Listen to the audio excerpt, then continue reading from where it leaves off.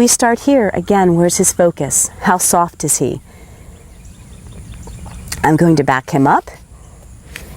How responsive is he and how relaxed is he? And I'm going to push and send him out. And the object of this, the purpose, is that he can go forward into the walk like I've requested through my own tempo. I'm setting the walk, and he can give me his inside eye and ear.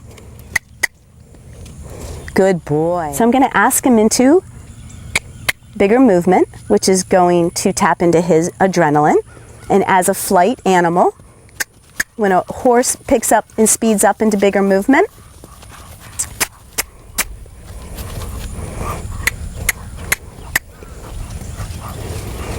good boy.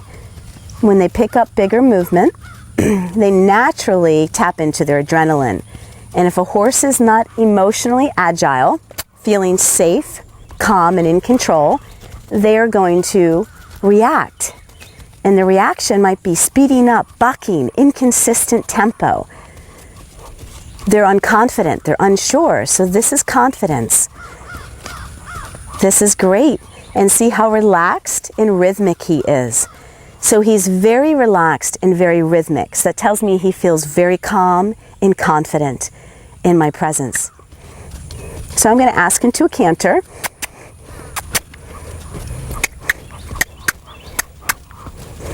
Come on. Come on. Good boy. Good boy. So that's emotional agility. He is in control. And he's connected to me in adrenaline. So I don't want my horse racing around here. I don't want to be wearing him out. I want him connected. And I want to, as a leader, be in charge of telling him how fast and how far to go. And this will definitely carry over into your riding. So I just went through the exercise of my free lunge, walk, trot, and canter, and I showed you how connected he is, giving me his full attention, and how confident he is through his rhythm. So he's very, the 3 R's, I love the 3 R's when I'm training, ground and riding. Horse that's responsive, a horse that's rhythmic, and a horse that's relaxed. You've got, when you're working with your horse, you've got to develop that, because that is what's going to enable you to have the partnership and the sense of control that you need when you go out on the trail. And you need to have the responsiveness, the rhythm, and the relaxation in all of your gaits and transitions within those gaits, both on the ground and when you ride. Now there are other areas, particular areas of riding. I follow classical dressage, so there's a lot of suppling and a lot of particular areas that help you, arena work that will help you develop the discipline and the cooperation and the partnership that you need. Right now I want to show you how this connection transfers to my pick-me-up, and this is so important. I don't want to have to pull my horse over here. To have your horse come and get you and seek you out. This tells me what? I've got 100% of his mind on me. Now I'm going to ask him to come over here. So he's focused on my focus, where my intention is. And this is how I would get on, and I will get on no other way. He's got to come get me, and I usually ride bareback even when I go out on trail rides. So I would be stepping up on the back of my truck or my trailer wheel. And they have to come get me. I can't be pulling on them. If I'm pulling on my horse, then I don't have their mind. The mind is everything. The mind is what controls the feet. If he gives you and trusts you enough to give you his mind, you can control this body. So next I'm going to go grab his saddle or bareback pad. So I have a pretty cooperative partner right now.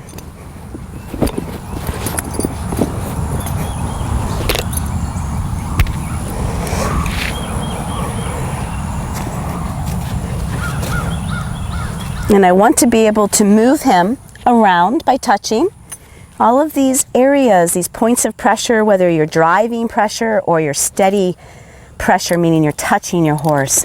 Again, is your horse leaning into you? Is he ignoring you? Is he responsive and relaxed? Those are some of the secrets to obtaining a well-trained eye as an observer, so that if your horse isn't displaying relaxation and cooperation and focus, what can you do about that? I don't want to get on if I don't have that. So there's so much preliminary work. Partnership. And this is no different than if I was out trail riding. I'd be asking for the same things. I might have to get louder. I might have to get bigger. I might have to match him and say, hey, I want you over here. I don't care what everybody else is doing.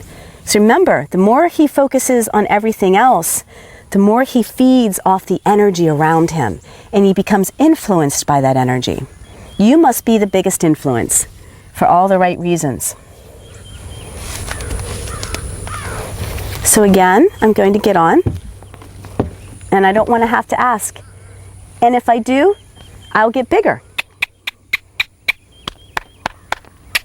And I might have to grab that rein and bring him over. There's nothing wrong with that if you've got to wake him up and tune him back into you. Good boy. That's a little tough. Thank you.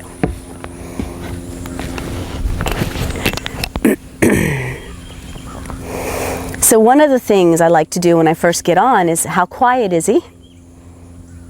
And remember, we're right beside the trailer right now that we've parked, and we're getting ready to go out on a trail ride. And there's a lot of commotion, or maybe there's just 3 of you together. But how quiet is he? If he's not quiet, what do? Right now he's pretty quiet. And I just want to train your eye in this first segment, part 1, what it should look like. How responsive is he? How relaxed is he? How soft is he?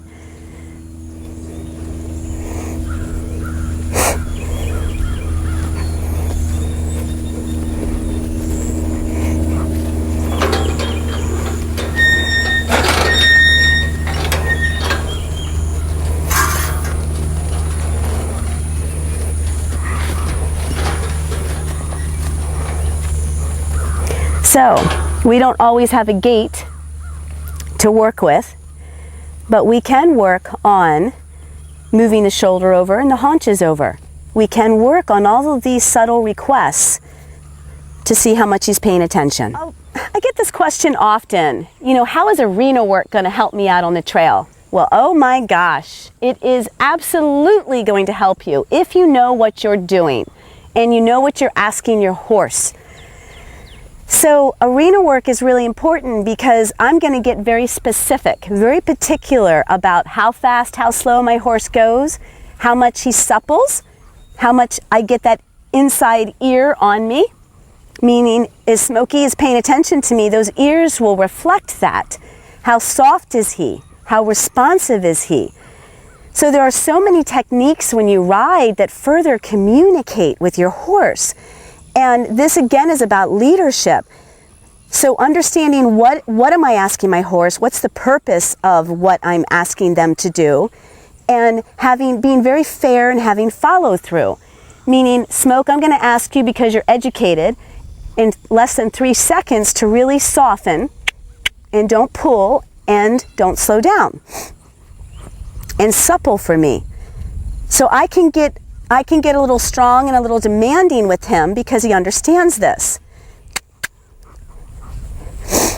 So arena work is really critical in developing a plan of action, meaning what kind of exercises am I going to work on that are going to help develop more attention, more focus on me, more responsiveness, and maintain relaxation. And sometimes you've got to work through your problems and lose relaxation before you can start to gain it and maintain it in the work. So I don't like how high it is.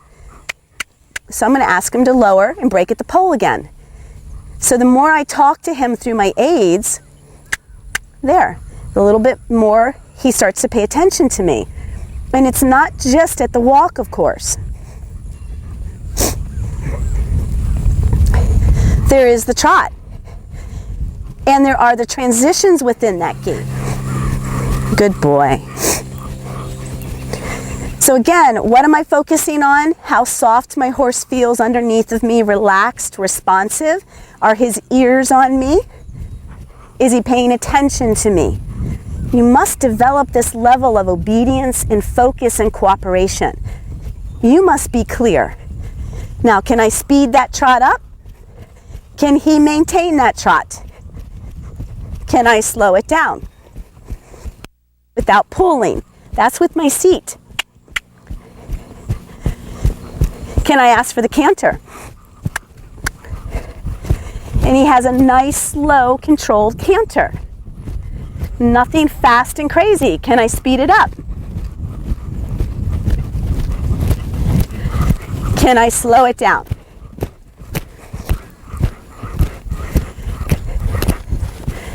You must be able to move your horse in and out of transitions within the gaits. Walk, trot, and canter are the gaits. Slow, medium, and fast are the transitions. You must be able to push them in and out of adrenaline, bigger movement, in order to test them and see how they handle it. If they can't handle it in an arena with control, relaxation, and responsiveness, then you should not take them trail riding. You've got to develop that foundation here where it's safe, because the trail ride often blows our horses' minds. There is so much stimuli, so much influence. And if you don't have that strong bond, that relationship, and that level of leadership, you're not going to be able to have a safe, enjoyable ride. Thank you. May you always be one with your horse.